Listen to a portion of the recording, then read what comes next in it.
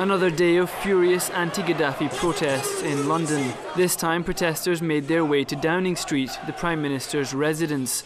Their fury no longer limited to the regime in Tripoli. The British government, in fact, has been propping up these dictatorships for many years due to its silence. It was fully aware that there was human rights abuses going on in all of these Arab countries, and it supported that because it suited the agenda of the so-called war on terror. Money shouldn't come first. A human being should come first. I don't know what's going on here. It's very frustrating. What's going on? What's going on? I can't take it. It's too much for us. Too much. Too much. Tony Blair's efforts to bring Libya out of the cold in 2004 resulted in billions of pounds worth of business deals, including the oil giant BP's operations in the country. And so the UK stands accused of propping up the regime. But perhaps more serious are the allegations that Britain's arms sales to the country may, according to the United Nations, have made it complicit in the killings of hundreds of pro-democracy protesters.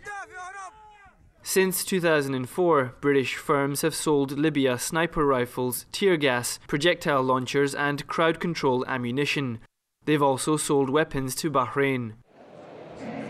Campaign groups and human rights organisations long urged against Britain's arms sales to regimes and leaders with questionable human rights records. Human rights, I think, is everybody's business. We've got the UN Declaration of Human Rights and all of the human rights covenants that follow from that.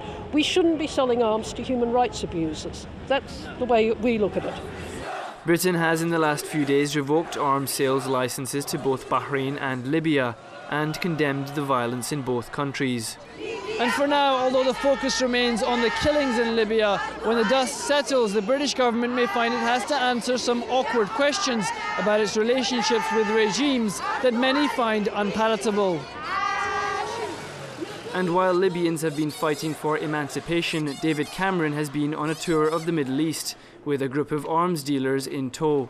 His first stop was Cairo, this while his defence minister was in Abu Dhabi, leading the UK's biggest ever delegation to an international arms fair.